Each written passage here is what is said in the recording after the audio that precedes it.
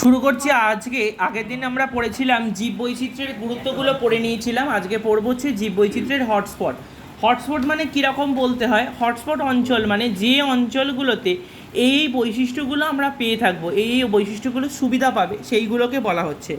দেখ লেখা আছে কি, যে পৃথিবীতে যে সমস্ত অঞ্চলে অত্যধিক সংখ্যায় উদ্ভিদ ও প্রাণী, বিশেষ করে আঞ্চলিক প্রজাতি বাস করে থাকে এবং যাদের মধ্যে অস্তিত্ব বর্তমানে বিপন্ন হতে চলেছে এবং অগ্রাধিকারের ভিত্তিতে সংরক্ষণের জন্য সেই সমস্ত অঞ্চলগুলোকে বলা থাকে হটস্পট বলা হয়ে থাকে। সমগ্র পৃথিবীতে 34খানা স্থলজ এলাকাকে এরকম হটস্পট হিসাবে চিহ্নিত করা হয়েছে। তার মধ্যে ভারতবর্ষের মোট 4টে জায়গা আছে। কী কী নাম লেখা আছে দেখ, পূর্ব হিমালয়, ইন্দো বার্মা, পশ্চিমঘাট শ্রীলঙ্কা। পশ্চিমঘাট ও শ্রীলঙ্কাটা কিন্তু একটাই জিনিস কিন্তু, ঠিক আছে, ওই জন্য নামটা হচ্ছে পশ্চিমঘাট শ্রীলঙ্কার সুন্দরল্যান্ড। এই 4টে নাম হচ্ছে পশ্চিমবঙ্গের হটস্পটযুক্ত অঞ্চল। তাহলে এই হটস্পট হতে গেলে কাকে আমরা, আমার বাড়িতে নিশ্চয়ই হটস্পট হবে না, ঠিক আছে, এটা মোবাইলের হটস্পটও নয়। তো এই হটস্পটটা হতে গেলে একটা শর্ত আমাকে দিতে হবে। সেই শর্তটা হচ্ছে কি, অঞ্চলটিতে জীবগুলোর সংখ্যাধিক্য থাকতে হবে, মানে অনেকগুলো বাঘ কি অনেকগুলো হরিণ এরকম একটা সংখ্যাধিক্য থাকতে হবে। বেশিরভাগ উদ্ভিদ ও প্রাণী আঞ্চলিক এবং বিপন্ন জীবের সংখ্যা বেশি হতে হবে, মানে সেখানে ম্যাক্সিমাম হচ্ছে বিপন্ন হয়ে যাচ্ছে, তারা সেই অঞ্চলটাতে একমাত্র রয়েছে, ঠিক আছে। অঞ্চলের প্রতি প্রজাতির অধিক সংবেদনশীলতা থাকবে, জিনগত বৈশিষ্ট্য অধিক সংখ্যায় থাকবে, অর্থাৎ ভ্যারিয়েশন সেখানে কিন্তু অনেকগুলো থাকবে, তবেই সেই জায়গাটাকে আমরা হটস্পট অঞ্চল বলে বলতে পারবো। এবার দেখ লেখা আছে কি, পূর্ব হিমালয়ের হটস্পট, অর্থাৎ এখানে কি পড়বো হচ্ছে কি, তাহলে দেখ পূর্ব হিমালয় হটস্পটে কোথায় অঞ্চলটা রয়েছে, অসম, সিকিম, নেপাল, ভুটানের জলবায়ু হচ্ছে নাতিশীতোষ্ণ, ওইখানে পাওয়া যায়। আর দু একটা করে দেখতে পাবি কী কী উদ্ভিদ পাওয়া যায়, যেমন ভিন্ন প্রজাতির সপুষ্পক উদ্ভিদ, আর এটা হচ্ছে ম্যাগনোলিয়া, বেটুলা প্রভৃতি প্রাকৃতিক এই প্রাচীন গুপ্তবীজী উদ্ভিদের সংখ্যাধিক্য এখানে কিন্তু চোখে পড়ে, মানে দু একটা করে তোকে নাম পড়ে রাখতে হবে।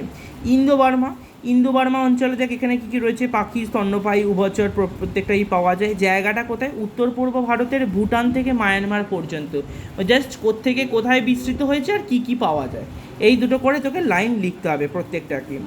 আচ্ছা, তারপর হচ্ছে দেখ কি, ইন্দো বার্মা হটস্পট বললাম। পশ্চিমঘাট শ্রীলঙ্কা কোথায়, পশ্চিম উপকূল বরাবর বিস্তৃত, প্রায় 1600 কিলোমিটার পর্যন্ত, মহারাষ্ট্র, কর্ণাটক, তামিলনাড়ু, কেরালা পর্যন্ত বিস্তৃত, ঠিক আছে। তো এখানের মধ্যে পেয়ে যাবি যে কী কী প্রাণী পাওয়া যায়, তো সেইখানের মধ্যে দেখতে পাবি কী কী প্রাণী পাওয়া যাচ্ছে না এখানে, তাই স্তন্যপায়ী, উভচর, পক্ষী জাতীয় প্রাণী এখানে দেখতে পাওয়া যায়। আর লাস্ট হচ্ছে কি সুন্দরল্যান্ডটা কোথায়, বঙ্গোপসাগরের উপকূলে আন্দামান নিকোবর দ্বীপপুঞ্জ নিয়ে গঠিত হয়েছে এই অঞ্চল। কী কী দেখতে পাওয়া যায় দেখ, ঘনসিক্ত চিরহরিৎ রেন ফরেস্ট বনাঞ্চল এখানে দেখতে পাওয়া যায়। তো এই হচ্ছে মেন বৈচিত্র্য মানে জীব বৈচিত্র্য হটস্পটযুক্ত অঞ্চলগুলো এখানে রয়েছে এরমভাবে। এবার হচ্ছে কি, এই হটস্পটগুলো কীভাবে হ্রাস পেয়ে যাচ্ছে, মানে কীভাবে কমে যাচ্ছে, সেই জিনিসগুলো হচ্ছে বলতে হবে। ফার্স্ট পয়েন্ট হচ্ছে দেখ, বাসস্থান ধ্বংস। ফার্স্ট অফ অল দেখ, বাসস্থান ধ্বংসের মাঝখানে একটা দেখ লাইন লেখা আছে, আমাজনের রেন ফরেস্টকে তার বিশালত্বের জন্য পৃথিবীর গ্রহের ফুসফুস বলা হয়ে থাকে। তাহলে ওটা তাহলে দাগ দিয়ে রাখ, তাহলে পৃথিবী গ্রহের ফুসফুসটা কে, না আমাজনের জঙ্গল, ঠিক আছে, আমাজনের জঙ্গল। কারণ এটা আমরা এর ক্লাস 8-এও তোরা পড়েছিলিস যে আমাজনের জঙ্গল থেকে যে পরিমাণ অক্সিজেন মানে নাইট্রোজেন এই যে উপাদানগুলো পাওয়া যায়, তার মধ্যে ম্যাক্সিমাম হচ্ছে পৃথিবী গ্রহের এই ফুসফুস বলা যায়, কারণ ম্যাক্সিমাম অক্সিজেন আমাদের এখান থেকে কিন্তু পাওয়া যায়। আচ্ছা, তারপর বলছে দেখ, বাসস্থান ধ্বংস মানে কীরকম বলছে, প্রত্যেকটা বনাঞ্চলগুলো অল্প অল্প করে কাটা হয়ে গিয়ে পুরো ওখানে ফ্ল্যাট তৈরি হচ্ছে বা বিভিন্ন রকম বাংলো টাইপের বাড়ি তৈরি হচ্ছে। তো বাড়ি তৈরি হওয়ার সঙ্গে সঙ্গে এগুলো কী হচ্ছে, জীব বৈচিত্র্য কিন্তু হ্রাস করে দিচ্ছে, কারণ সেই অঞ্চলে কিন্তু যত বেশি মানুষ ঢুকবে তত কী হবে, তত পশু পাখিরা তাদের শান্তিত্ব বজায় থাকতে পারবে না। তুই দেখবি এই টাইমে অনেক জায়গায় যেখানে চিড়িয়াখানা এই অঞ্চলগুলো দেখা যাবে যে শুনতে পাবি যে বিভিন্ন রকম পশু প্রাণী থেকে নতুন নতুন তারা বাচ্চা শাবক জন্ম দিচ্ছে, কেননা দেখ সেই সমস্ত অঞ্চলগুলোতে কোনো কেউ যাচ্ছে না, অনেক মানুষরা এই হুট এই সমস্তগুলো করলে তাদের একটা বিরক্তির প্রকাশ ঘটে। যত রেন ফরেস্ট অঞ্চলগুলোতে মানুষ কম যাবে তত এদের বংশগতি তত বাড়বে, কারণ ওরা ওদের নিজেদের মতো একটা পরিবেশ তৈরি করতে পারবে ওই জন্য। আচ্ছা, তারপরে ওই জন্য দেখো বাসস্থান ধ্বংস করার জন্য জীব বৈচিত্র্যে হ্রাস ঘটছে। তারপর হচ্ছে শিকার এবং চোরা শিকার, বড় বড় যে এগুলো রয়েছে বাঘ বা সিংহর এই যে চামড়াগুলোকে কাটার জন্য, তারপর হচ্ছে গন্ডারের যে খড়গটা কাটার জন্য তাদেরকে মেরে ফেলা হচ্ছে, তার মানে এইগুলো কিন্তু মেন হচ্ছে কিন্তু জীব বৈচিত্র্যকে হ্রাস করে দিচ্ছে, কারণ বাঘ যদি হঠাৎ করে কমে যায় তাহলে সেই অঞ্চলে বাঘটা দেখতে পাওয়া যাচ্ছে না। পরের পয়েন্ট হচ্ছে কি, অরণ্য ধ্বংস। অরণ্যকেও মানুষরা কী করছে, ধ্বংস করে ফেলছে। স্বাভাবিক যে কোনো জন্য এই অট্টালিকাগুলোকে বানানোর জন্য অরণ্যকে ধ্বংস করছে। দূষণ কিন্তু প্রত্যেকটা দিন দিন কিন্তু বেড়ে যাচ্ছে, ঠিক আছে। যত বেশি দূষণ বাড়বে তত কিন্তু আস্তে আস্তে প্রাণীদের অভাব ঘটতে শুরু করবে। তারপর হচ্ছে অতি ব্যবহার। আমি যদি তাদেরকে নিয়ে অতিরিক্তভাবে ব্যবহার করি তাহলে তারা কী হবে, এমনি তারা ভয় পেয়ে আর আসবে না। আমি যদি একটা পশু পাখির জায়গা বানালাম, পশু পাখির জায়গাটাকে আমি বলছি, এই যে দেখবি বিভিন্ন জায়গাগুলোতে বাঘসিংহকে দিয়ে খেলা দেখানো হয় এবং তাদের শরীর খারাপ থাকুক বা নাই থাকুক তাদেরকে দিয়ে খাটিয়ে আমরা কিন্তু কাজটা করছি। তাদেরকে বলছি ওঠো, তার হয়তো শরীরটা খারাপ কিন্তু তাকে বলছি আমরা ওঠো বা বসো, বা ওই পাখিটাকে বিভিন্ন রকম পাখিগুলোকে ডাকা হচ্ছে, তাদেরকে জোর করে কাজটা করানো হচ্ছে। যখন এই সমস্ত অতিরিক্তভাবে তাদেরকে ব্যবহার করা হয়, বৃক্ষচ্ছেদন, পশু পাখি নিধন, যখন এই সমস্ত অতিরিক্তভাবে করা হয় তখন কিন্তু জীববৈচিত্র্যের হ্রাস ঘটে। তারপর হচ্ছে প্রাকৃতিক দুর্যোগ। এই যেরকম আয়লা বা ফণির মতো যত বেশি ঝড় ঝঞ্ঝা এগুলো হবে তত গাছপালার উপর প্রকোপটা পড়বে, তত প্রাণীগুলো আস্তে আস্তে বিপন্ন হয়ে যাবে। তারপর হচ্ছে বিশ্ব উষ্ণায়ন বা জলবায়ুর পরিবর্তন। এই যে বিশ্ব উষ্ণায়ন মানে টেম্পারেচার যত বাড়বে তত কী হবে, তাদের যে থাকার যে বৈশিষ্ট্যগুলো, সেই থাকার বৈশিষ্ট্য বা থাকার জায়গাগুলোর প্রবলেম হবে। তাহলে বিশ্ব উষ্ণায়নের জন্য অতিরিক্ত বৃষ্টি বা অতিরিক্ত খরা, অতিরিক্ত টেম্পারেচারের জন্য কিন্তু জীববৈচিত্র্য হ্রাস পেতে পারে। তারপর বলছে কি বহিরাগত প্রজাতির অনুপ্রবেশ, বা এইগুলো হচ্ছে অতিরিক্তভাবে বাইরেকার উদ্ভিদ যদি চলে আসে। দেখ ওখানের পয়েন্টে লেখা আছে, দেখ পার্থেনিয়াম ল্যান্টানা ক্যামেরা, ঠিক আছে, এইগুলো তলায় হচ্ছে দাগ দিয়ে রাখ। দেখ পার্থেনিয়াম ল্যান্টানা ক্যামেরা এগুলো হচ্ছে কি বাইরে থেকে আসা প্রজাতির উদ্ভিদ বলা হয়ে থাকে। তো এই বাইরে থেকে আসা প্রজাতির উদ্ভিদ এইগুলো কি করে থাকে, যত বেশি আসবে তত কিন্তু আরও আমাদের যে পরিবেশ সেটাকে কিন্তু নষ্ট করে দেবে, ঠিক আছে। যত বেশি এগুলো হবে তত বেশি এটাকে নষ্ট করে দেবে। তো এইভাবে কিন্তু জীববৈচিত্র্যের কিন্তু ব্যাঘাত ঘটাচ্ছে। পরের পেজে দেখ লেখা আছে সুন্দরবনের পরিবেশগত সমস্যা কী কী। ফার্স্ট অফ অল হচ্ছে সুন্দরবনের পরিবেশগত সমস্যা মানে কীরকম বলছে, সুন্দরবনের উপকূলবর্তী গাঙ্গেয় বদ্বীপ অঞ্চল দেখতে পাওয়া যায়। সুন্দরী গাছের প্রাচুর্যতার জন্য এর নাম হয়ে গেছে সুন্দরবন নাম হয়েছে, ঠিক আছে। তাহলে কী পাওয়া যাচ্ছে, সুন্দরী গাছের প্রাচুর্যতার জন্য এর নাম হয়ে গেছে সুন্দরবন। অধুনা ভারতের সুন্দরবন বায়োস্ফিয়ারের মোট আয়তন হচ্ছে 9,600 বর্গ কিলোমিটার। সুন্দরবনের সংরক্ষিত বনাঞ্চল প্রায় 4200 বর্গ কিলোমিটার। বাকি রয়েছে প্রায় 5400 বর্গ কিলোমিটার জুড়ে শুধু নদী, খাঁড়ি, খালসহ স্থানীয় মানুষের বসতি অঞ্চল এখানে দেখতে পাবি। সুন্দরবনের নদীগুলো মিষ্টি জল ও নোনা জলের মিলন স্থান। প্রধান বনজ উদ্ভিদের মধ্যে রয়েছে প্রচুর পরিমাণে সুন্দরী, গেওয়া, গরান, কেওড়া, গোলপাতা, ধুন্দুল মানে ধুদুল যেটাকে বলা হয় থাকে কিন্তু, ঠিক আছে, শন। এছাড়া প্রাণীদের মধ্যে রয়েছে কি রয়্যাল বেঙ্গল টাইগার, কেটো কচ্ছপ, তারপর হচ্ছে যে সুন্দি কাছিম, ধুম তরুণাস্তি কাছিম। অনেকটা কাছিম মানে এটা হরিণের আপডেটের একটা ভার্সান, ঠিক আছে, অনেকটা ওই রকম হয় থেকে। অজগর, এছাড়া রয়েছে কুমির, বিভিন্ন প্রজাতির পাখি, তার মধ্যে রয়েছে নীলগিরি, মাছরাঙা পাখি, মেছো হাঁস, গগন রেড, সাদা মানিকজোড়, কান্টুনি, এগুলো হচ্ছে অনেক রকমের নাম টাম দেওয়া আছে। তো এইগুলো হচ্ছে সুন্দরবনে কী কী পাওয়া যায়, তো সুন্দরবনের এই উদ্ভিদ প্রাণীগুলো দেখতে পাওয়া যায়। তো কী কী কারণের জন্য এখানে অসুবিধাগুলো হচ্ছে, তার কী কী সমস্যা, তাহলে দেখ এইখানে বলছে কী কী সমস্যা হয়েছে। নগরায়নের জন্য লবণাম্ব উদ্ভিদকে ধ্বংস করছে, স্বাভাবিক ব্যাপার। সুন্দরবন অঞ্চলে আমি যদি বাড়িঘর তৈরি করি তো সেখানে কী হবে, লবণাম্ব উদ্ভিদগুলোকে কেটে ফেলতে হবে, যার ফলে কী হবে, নগরায়ন করতে গিয়ে আমার এখানে দূষণ মানে ক্ষতি হয়ে যাচ্ছে। প্লাস কৃষি, এই যে অতিরিক্তভাবে জোয়ারের জল যদি কৃষি জমিতে ঢুকে পড়ে তাহলে কী হবে, কৃষির যে জমিগুলো সেগুলো লবণাক্ত হয়ে যাবে, লবণাক্ত হয়ে গেলে এটা নষ্ট হয়ে যাবে। এই জন্য দেখ লেখা আছে স্থলভূমিতে প্লাবন করছে, যেমনি বন্যা হবে ওই মাটিটা ওখানে চলে আসবে। তারপর হচ্ছে মিষ্টি জলের সংকট, কেননা দেখ অলরেডি নদী, খাঁড়ি, ভেরি সব কটাই হচ্ছে কিন্তু এই লবণাক্ত জল। সেই লবণাক্ত জল যদি থাকে তাহলে অবভিয়াসলি কী হবে, মিষ্টি জলের অভাব পড়বে, স্বাভাবিক ব্যাপার। তারপর হচ্ছে বাসস্থান ধ্বংস, প্রত্যেকটার ক্ষেত্রে যদি বাসস্থান ধ্বংস হয়ে যায়, বাসস্থান ধ্বংস হলে কী হবে, প্রত্যেকটার ঘর থাকবে না, তাহলে প্রাণীগুলো মরে যাবে। তারপর হচ্ছে দূষণ, যদি অতিরিক্ত পরিমাণে দূষণ হয় প্রাণীদের ক্ষয়ক্ষতি হচ্ছে। খাদ্যের সংখ্যার মধ্যে ভারসাম্য সংঘাত, কোনো একটা প্রাণী যদি হঠাৎ করে বেড়ে যায় বা কমে যায়, ঘাস বেড়ে গেল, হরিণ কমে গেল, বা বাঘ তাহলে বেড়ে গেলে তাহলে ওটা বনাঞ্চলে ক্ষতি করবে। আবার দেখ হরিণ বেশি হয়ে গেছে, বাঘ কমে গেছে, তাহলেও কিন্তু মুশকিল হবে। তাহলে প্রত্যেকটার মধ্যে কিন্তু খাদ্যের মধ্যে কিন্তু একটা ভারসাম্য রক্ষা করাটা দরকার। তারপর আছে দেখ সমুদ্রের জলের উচ্চতা বৃদ্ধির জন্য দ্বীপভূমির নিমজ্জন। দ্বীপভূমি মানে আছে যে পাড়গুলো রয়েছে, জলাভূমির জায়গার যে পাড়গুলো আছে সেগুলো সব ডুবে যাচ্ছে, ওইটার জন্য এটা হচ্ছে। তাহলে এই জীববৈচিত্র্যের সংরক্ষণের উপায়টা আমাদের করতে হবে, যে কী করে আমরা এগুলোকে বাঁচাবো কী করে। দুটো প্রসেস আছে, একটার নাম হচ্ছে ইন সিটু সংরক্ষণ আর একটার নাম হচ্ছে এক্স সিটু সংরক্ষণ। ইন সিটু সংরক্ষণ মানে কাকে বলছে? প্রাকৃতিক বাসস্থানে বা নিজস্ব পরিবেশে জীববৈচিত্র্যের সংরক্ষণটাকে বলা থেকে ইন সিটু সংরক্ষণ। কারা রয়েছে? জাতীয় উদ্যান, অভয়ারণ্য, সংরক্ষিত বন, বায়োস্ফিয়ার রিজার্ভ, এর মধ্যে কিন্তু ইন সিটু সংরক্ষণ করা হয়ে থাকে। তাহলে ইন সিটু সংরক্ষণের উদাহরণ জাতীয় উদ্যান, অভয়ারণ্য, সংরক্ষিত বন, বায়োস্ফিয়ার রিজার্ভের মাধ্যমে এগুলোকে সংরক্ষণ করা হয়। ফার্স্ট হচ্ছে কি জাতীয় উদ্যান। জাতীয় উদ্যান মানে সবটাই কিন্তু কেন্দ্রীয় সরকারের অধীনে থাকতে হবে, মানে এই যে বাইরেকার যে ফরেস্ট্রির মানুষগুলো যায়, সেই ফরেস্ট জায়গাগুলো যেতে গেলে সবার কিন্তু একটা পারমিশন লাগে, কারণ পারমিশন না ছাড়া তুমি কিন্তু ফরেস্টে ঢুকতে পারবে না, ঠিক আছে? তাহলে ওটা কোত্থেকে পারমিশন নিতে হয়? কেন্দ্রীয় সরকার থেকে, সেন্ট্রাল গভর্নমেন্ট থেকে ওটাকে নিতে হয়, ঠিক আছে? তবেই কিন্তু তার মধ্যে ঢুকতে পারবি। তো তারপর দেখে এক্সাম্পল হচ্ছে বৈশিষ্ট্য, ভারত সরকারের আইন দ্বারা নিয়ন্ত্রিত, শিকার সম্পূর্ণভাবে নিষেধ, তবে পর্যটক ভিতরে যেতে পারে। উদাহরণ হচ্ছে পশ্চিমবঙ্গের গরুমারা। গরুমারাতে কিন্তু অনেকেই যায় ছবি তোলার জন্য, ঠিক আছে?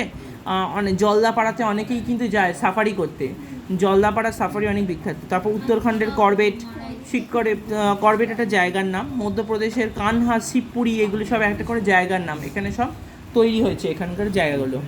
দেন হচ্ছে অভয়ারণ্য, যে সংরক্ষিত অরণ্যে গাছপালার সঙ্গে বিশেষ কোনো বন্য প্রজাতির রক্ষণাবেক্ষণের ব্যবস্থা, সেটাকে বলছে অভয়ারণ্য। যেমন হচ্ছে দেখ এক্সাম্পল পশ্চিমবঙ্গের বেতুয়া ডাহরি, তো সংরক্ষিত বেতুয়া ডাহরি, কর্ণাটকের বন্দিপুর, অনেক ভালো ভালো জায়গা আছে, এইগুলোতে কিন্তু প্রচুর পরিমাণে বন্য প্রাণীগুলোকে সংরক্ষণ করা হয়।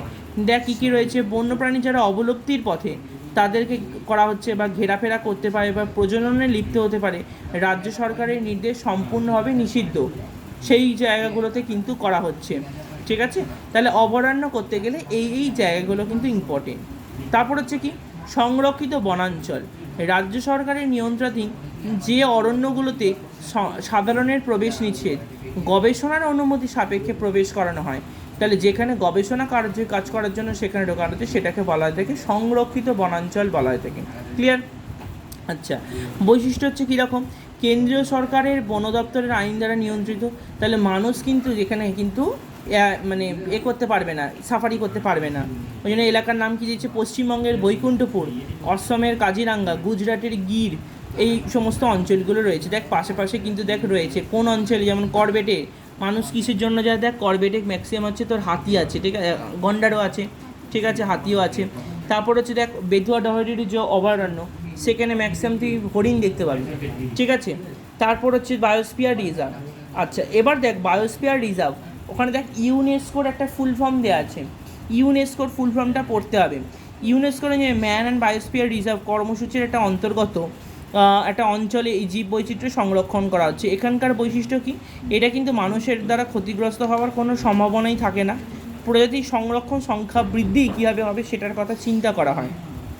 যেমন হচ্ছে পশ্চিমবঙ্গের সুন্দরবন, অবভিয়াসলি দেখ সুন্দরবনে মানুষ কিন্তু বেড়াতে যায়, আবার ওখানে কিন্তু এখন এই হরিণ ধরা নিয়ম করার জন্য এখন দেখবি অনেক কিছু, ওই হরিণের সংখ্যা অনেক বেড়ে গেছে, বা বাঘের সংখ্যা কিন্তু ওখানে অনেক বেড়ে গেছে।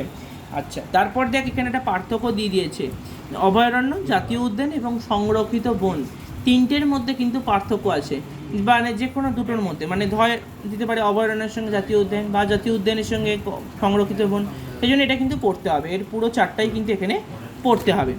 আচ্ছা, এরপর চলে আসছি ইনসিটুর পর হচ্ছে এক্স সিটু সংরক্ষণ। এক্স সিটু সংরক্ষণটা মানে কি? উদ্ভিদ ও প্রাণীর নিজস্ব প্রাকৃতিক আবাসস্থানের বাইরে তাদের সংরক্ষণ করার পদ্ধতি। যেমন ধর বাইরে থেকে একটা অজগর সাপকে এনে চিড়িয়াখানায় রাখা হলো, তাহলে এটা বাইরেকার জিনিস যদি আমরা আমাদের এই হাওড়ার যে চিড়িয়াখানা আছে সেখানে নিয়ে এসে তাকে লালন পালন করি, তাকে যদি ভালো ওই রকম পরিবেশে রাখা হয়, তাহলে কিন্তু সেটাকে বলছে এক্স সিটু সংরক্ষণ। মানে ওয়ার্ডটার মধ্যেই বুঝতে পারবি ইন সিটু মানে ওখানকার জিনিস ওইখানেই রেখে মানুষ করছি, আর এক্স সিটু মানে বাইরেকার থেকে এনে আমি তাকে এসে মানুষ করছি, সেটাকে বলছে এক্স সিটু সংরক্ষণ। ক্লিয়ার? যেমন আছে চিড়িয়াখানা, বোটানিক্যাল গার্ডেন, ক্রায়ো সংরক্ষণ, খুব ইম্পর্টেন্ট জিনিস, চিড়িয়াখানা, বোটানিক্যাল গার্ডেন, এরা তোরা সবাই জানিস, অনেকেই বোটানিক্যাল গার্ডেনে ঘুরতেও গেছে, চিড়িয়াখানায় মানুষরা ঘুরতে গেছে, ঠিক আছে? প্রত্যেকটা জায়গায় বুঝতে পারছিস যে দেখতে পাওয়া যায়। যেমন শিবপুরেতে বোটানিক্যাল গার্ডেনে যাস তাহলে দেখতে পাবি ওখানে একটা বট গাছ আছে, 300 না 400 বছরের পুরনো, বিশাল বড় একটা বট গাছ, এবং সেটা দেখার জন্য লোকে অনেকে ছবি টবিও তুলতে যায়। খুব ভালো একটা জায়গা হচ্ছে কিন্তু এই শিবপুরের বোটানিক্যাল গার্ডেন। আচ্ছা, নেক্সট রয়েছে ক্রায়ো সংরক্ষণ। ক্রায়ো সংরক্ষণ মানে কি করা হয়, ধর সেই গাছটার বা সেই প্রাণীটার সেই অস্তিত্ব নেই, আমাকে তাকে বিপন্ন হয়ে যাচ্ছে, সেই প্রাণীটা একটাই পড়ে আছে, ঠিক আছে, সেইটা করার জন্য আমি কি করব, ওই গাছের একটা কোষ বা কলাকে নিয়ে রেখে দেবো। সেটাকে নিয়ে কি করব, একটা মেশিন লেখা আছে, সেই মেশিনটার নাম লেখা আছে 0 ডিগ্রির নিচে সংরক্ষণ করা হয়। দেখ পাশে একটা পিকচার দেওয়া আছে, একটা জারের মতো কৌটো আছে, এই জারটার মধ্যে কিন্তু রেখে দেওয়া হয়। ওই তার একটা বীজের একটা অংশ, সেটাকে নিয়ে এসে এই জিনিসটার মধ্যে একটা তরল নাইট্রোজেন আছে, সেই তরল নাইট্রোজেনের মধ্যে ওখানে ডুবিয়ে ওটাকে একটা টেম্পারেচার আছে, টেম্পারেচারটা কত দেয়, -136 ডিগ্রি সেন্টিগ্রেডে, মানে পুরো, তাহলে দেখ এই টেম্পারেচারটা হচ্ছে -196 ডিগ্রি সেন্টিগ্রেডে কিন্তু করে রাখা হয়। কারণ এইটাতে এই জন্যই করে রাখা হয়, কারণ এইটাতে করে রাখলে কী হবে, আমার সেই জীবটাকে বাঁচিয়ে রাখতে পারবো, ওই জন্য এই টেম্পারেচারে রেখে দেওয়া হয়। তো কি আছে এছাড়া আছে কি, প্রাণীদের হচ্ছে মানে শুধুমাত্র উদ্ভিদ বা প্রাণীর নয়, প্রাণীদের বীর্য পর্যন্ত এখানে কিন্তু রেখে দেওয়া হয়। মানে যাদের ক্ষেত্রে সাধারণত কি বলা হয়ে থাকে, যাতে টেস্ট টিউব বেবি হয়, তো টেস্ট টিউব বেবির ক্ষেত্রে হয়তো সেই পুরুষটির বা সেই স্ত্রী মানুষটির ক্ষমতা না থাকার জন্য সে বাচ্চাটা দিতে পারছে না, যখন তাকে টেস্ট টিউব বেবি করা হচ্ছে তখন কিন্তু এই শুক্রাণুটা তাকে ওই টেম্পারেচারে রাখা থাকে, সেই শুক্রাণুটা ওখান থেকে নেওয়া হচ্ছে, আর তারপর ওখান থেকে মহিলাটির ডিম্বাণুটা নিয়ে একটা পুরো জিনিসটা তৈরি করা হচ্ছে। তো এইভাবে পুরো জিনিসটাকে রাখা হয়ে থাকে, ক্রায়ো সংরক্ষণ বলা হয়। এছাড়া রয়েছে দেখ উসাইট, ডিম্বকলা, টেস্টিকুলার কলা, এছাড়া ব্যাকটেরিয়া, ছত্রাক, মস ইত্যাদি এগুলোকে সব সংরক্ষণ করা হয়। এবার দেখ বলছি জীব বৈচিত্র্য যে সংরক্ষণ করতে হবে, কারণ জীব বৈচিত্র্য হ্রাস পেয়ে যাচ্ছে, তো এটাকে সংরক্ষণ করতে গেলে আমার দুটো সংস্থা তৈরি করা হয়েছে, একটা হচ্ছে কি JFM, আরেকটা হচ্ছে PBR। ভেরি ভেরি ইম্পর্টেন্ট, এটা কিন্তু ওই 3 নম্বরের প্রশ্ন হিসাবে কিন্তু দিয়ে দেয়। JFM এর ফুল ফর্মটা কি, JFM এর ফুল ফর্ম হচ্ছে joint forest management. Joint forest ম্যানেজমেন্টের কী করা হচ্ছে, দেখ লেখা আছে বর্তমানে বিভিন্ন কারণে বনজ সম্পদ ক্রমাগত নষ্ট হয়ে যাচ্ছে, সেই অনুপাতে কিন্তু উদ্ভিদের সংখ্যা কিন্তু বৃদ্ধি ঘটছে না। ওই জন্য কী করা হচ্ছে, জীব বৈচিত্র্যটাকে রক্ষা করার জন্য বিভিন্ন আদিবাসী অধ্যুষিত এলাকায় গ্রামীণ মানুষদের আবেদন করা হচ্ছে যাতে তারা যেন নষ্ট না করে। ওটার জন্য 1971 সালে ভারত সরকার এই জয়েন্ট ফরেস্ট ম্যানেজমেন্ট নামে একটা সংস্থা তৈরি করেছে। তারা কি করেছে, প্রায় এত লক্ষ পরিবার এত হেক্টর জমিতে দেখাশোনার জন্য যুক্ত করা হয়েছে, মানে তাদেরকে বলা হয়েছে যে তোমরা এই বনাঞ্চলটা রক্ষা করো, ঠিক আছে, তাদের জন্য বিভিন্ন রকম গাছপালা সমস্ত কিছু ওখানে এনে রেখে দিয়েছে। তো ওই জন্য এখন জুলাই মাসে আর ফেব্রুয়ারি মাসে বন মহোৎসব পালন করা হচ্ছে। ফেব্রুয়ারি মাসে হচ্ছে, জুলাই মাসে হচ্ছে, কারণ যত বন মহোৎসব হবে তত বেশি মানুষ কিন্তু গাছ লাগাবে।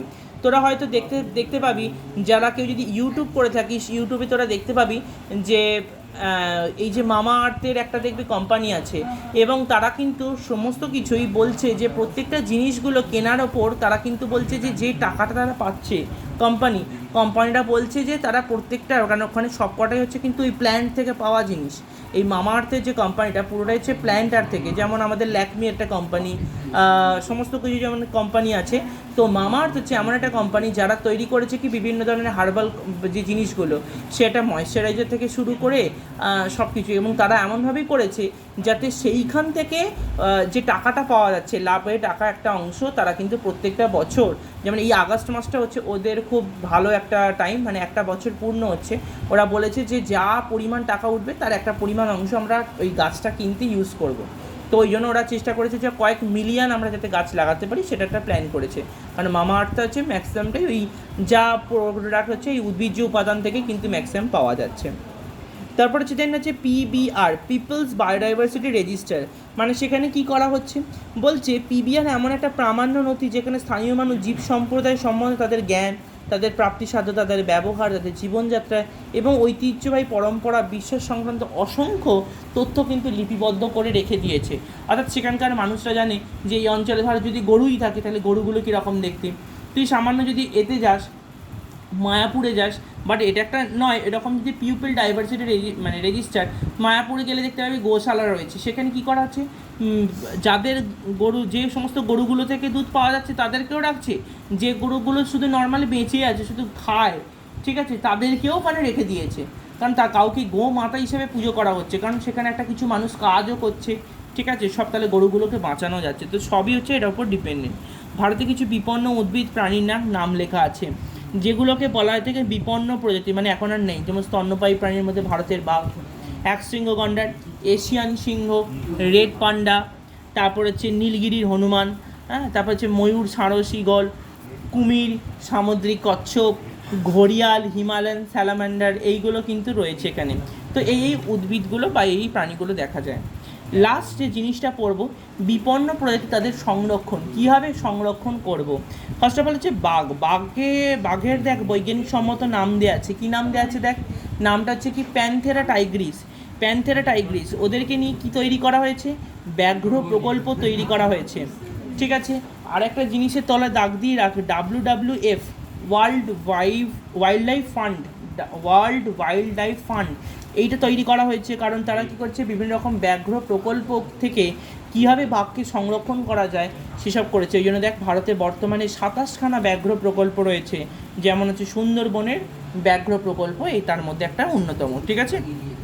তারপর হচ্ছে দেখ গন্ডারকে নিয়েও যাতে গন্ডার প্রকল্প সংরক্ষণ করা যায় বা বৃদ্ধি করার জন্য গন্ডার প্রকল্প তৈরি করা হয়েছে। কোথায় হয়েছে, পশ্চিমবঙ্গের জলদাপাড়া এবং গরুমারাতে কিন্তু এই সমস্ত গন্ডার প্রকল্পকে তৈরি করা হয়েছে। দেখ ভারতীয় গন্ডারের একটা বৈজ্ঞানিক সম্মত নামও লেখা আছে, কী নাম লেখা আছে, রাইনোসরাস ইউনিকর্নিস, ঠিক আছে, রাইনোসরাস ইউনিকর্নিস। এবার দেখ রয়েছে কি সিংহের মধ্যে রয়েছে যে কেশরের সৌন্দর্যের জন্য এই সিংহটাকে কিন্তু ওই জন্য পশুরাজ বলা হয় থাকে। বর্তমানে পশুরাজের বিলুপ্তির পথে, ওই জন্য এখন গুজরাটের গির অরণ্যে সিংহ প্রকল্পকে তৈরি করা হয়েছে, ঠিক আছে। তারপর হচ্ছে কুমির সংরক্ষণের জন্য কুমির সংরক্ষণ গবেষণা প্রকল্প শুরু হয়েছে। কোথায় রয়েছে দেখ, পশ্চিমবঙ্গের সুন্দরবন অঞ্চলের লথিয়ান দ্বীপ, উড়িষ্যার ভিতরকণিকা, তারপর হচ্ছে টিকরপাড়া, নন্দনকাননে কিন্তু কুমির প্রকল্প রয়েছে, প্রচুর পরিমাণে কিন্তু কুমিরকে রাখা হয়েছে। তারপর হচ্ছে রেড পান্ডার অবভিয়াসলি একটা দেখ লেখা আছে আলুরাস ফুলজেন্স, ঠিক আছে, আলুরাস ফুলজেন্স। প্রায় 10 মিলিয়ন বছর আগে ইউরেশিয়ার বাসস্থান ছিল, তাদেরকে কোথায় রাখা হয়েছিল দেখ, নেপাল, ভুটান, মায়ানমার, ওইগুলো কম সংখ্যা হলেও দেখা যেত। ওদের খাবারটা হচ্ছে বাঁশ জাতীয় গাছকে, মানে কচি কচি যে বাঁশগুলো হয় সেগুলোকে খায় আর কি। তো এগুলো কিন্তু বিভিন্নভাবে শৌখিন দ্রব্যকে তৈরি করা হতো। তো এই মেনলি এদের কী হয়, বাঁশ জাতীয় গাছের সংখ্যা কমার জন্য এদের রোমযুক্ত চামড়া থেকে সুন্দর শৌখিন টুপি, ব্যাগ, পোশাক এগুলো তৈরি করা হয়। এই যে রেড পান্ডার যে গায়ের যে উলটা আছে না, মানে গায়ের যে লোমটা আছে এতটাই নরম হয়, ওই জন্য যাতে পোশাক পরিচ্ছদ তৈরি করা যায় ওইটার জন্য কিন্তু এইগুলো করা হচ্ছে। ওই জন্য প্রায় 2500টারও বেশি প্রাণী সংখ্যা এসে দাঁড়িয়েছে। ওই জন্য অরুণাচলে এখানে রেড পান্ডার একটা প্রজেক্ট তৈরি করা হয়েছে, যেটা WWF এর তত্ত্বাবধানে রয়েছে। ওই জন্য দেখ নিচে কতগুলো প্রজেক্টের নাম দিয়ে দিয়েছে, যে টাইগার প্রজেক্ট কোথায় হয়েছে, পশ্চিমবঙ্গের সুন্দরবন সংরক্ষিত বনাঞ্চল। তারপর হচ্ছে গন্ডার প্রজেক্ট হচ্ছে জলদাপাড়া অভয়ারণ্য। তারপর হচ্ছে যে লিও প্রজেক্ট হচ্ছে সিংহ, ঠিক আছে। তাহলে লিও প্রজেক্টটা কোথায় হয়েছে, গুজরাটের গির অরণ্যে তৈরি করা হয়েছে, গির জাতীয় পার্ক, ঠিক আছে। তারপর হচ্ছে কুমিরকে নিয়ে করা হয়েছে কি ক্রোকোডাইল প্রকল্প, যেটা তৈরি করা হয়েছে পশ্চিমবঙ্গের সুন্দরবন, উড়িষ্যার টিকরপাড়া আর ভিতরকণিকা, 3টে জায়গায় করা হয়েছে। রেড পান্ডার প্রজেক্ট করা হয়েছে কোথায়, সিকিম, অরুণাচলে। তাহলে প্রত্যেকটা জায়গাগুলোতে পশ্চিমবঙ্গের কোথায় কোথায় কী কী তৈরি করা হয়েছে তার একটা লিস্ট এখানে দেওয়া হয়েছে, ঠিক আছে। তো এই চ্যাপ্টারটা আজকে আমাদের শেষ হয়ে গেল।